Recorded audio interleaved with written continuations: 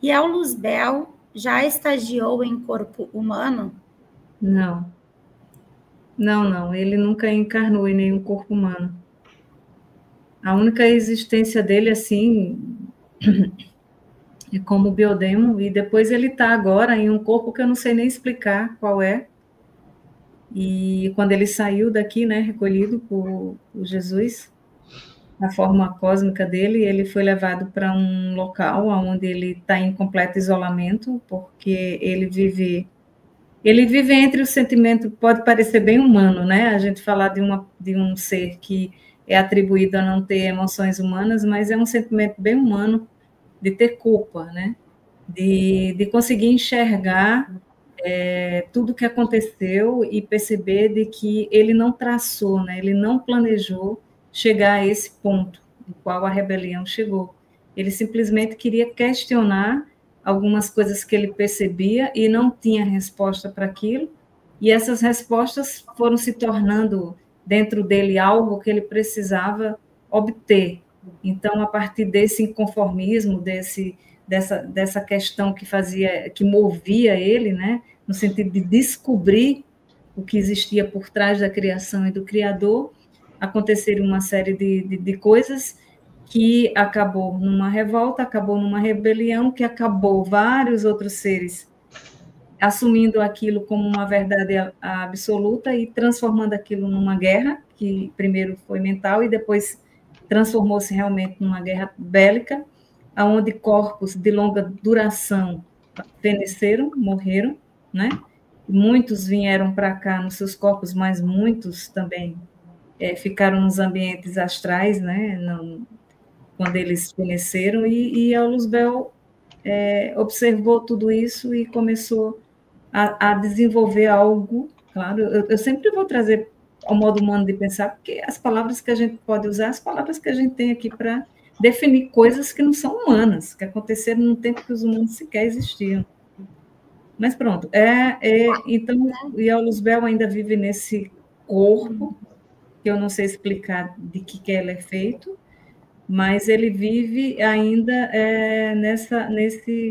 nesse aprisionado, que eu vou chamar de sentimento, mas pode ser que não seja um sentimento, e sim uma reação lógica a partir de um raciocínio lógico que pensa, que viu tudo o que aconteceu e chegou à conclusão de que ele era o único culpado daquilo tudo e de todos aqueles seres que morreram a partir de algo que ele iniciou. Então, a questão que ele me coloca é que ele é responsável por cada um que caiu. E que enquanto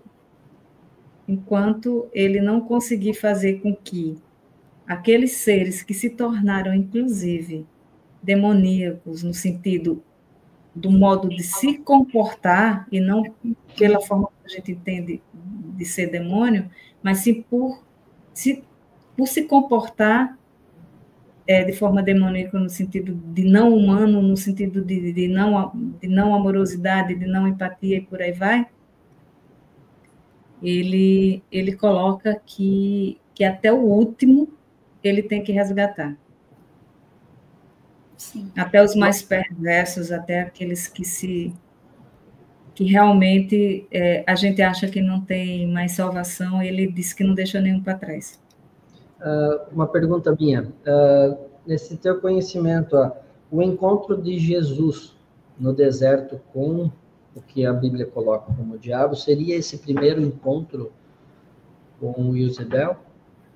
Eu suponho que sim, mas não consigo provar. Assim, eu nunca conversei com ele a esse respeito, porque, conforme eu já disse, na escrita, eu me apego muito, ou então eu fecho muito o meu canal mediúnico para somente um aspecto, a narrativa do livro que eu estou colocando. Eu não fujo muito não, sabe, Luciano? Porque eu escrevo o livro e escrevo de acordo com o que eu estou escutando. Então, se o tema não vai para isso, eu não pergunto.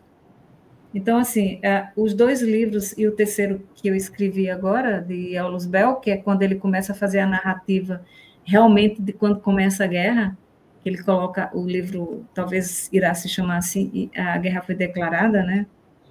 o início da guerra, porque ele fala do início da guerra mental.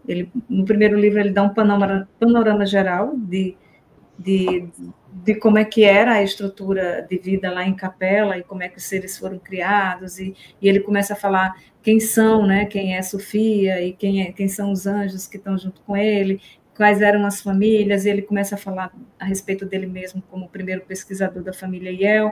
E no segundo livro ele começa a falar a respeito dos questionamentos dele, da ausência de resposta de Sofia, né, e de quando ele começa, quer dizer, no primeiro livro ele já começa a conversar com Lé Mion, com a família Mion, e no segundo livro várias outras famílias já começam também a vir junto a ele, famílias como a Cromon, e essas começam a ter uma atitude mais assertiva no sentido de querer resposta, de exigir resposta, e Luzbel só queria estar com Sofia para que ele pudesse esclarecer aqueles pontos, né? E aí eu me mantenho bem focada na escrita dos livros. Então, assim, sinceramente, eu não fico perguntando sobre outros assuntos que não estejam relacionados com o livro. Eu peço desculpas, mas realmente é mero achismo meu,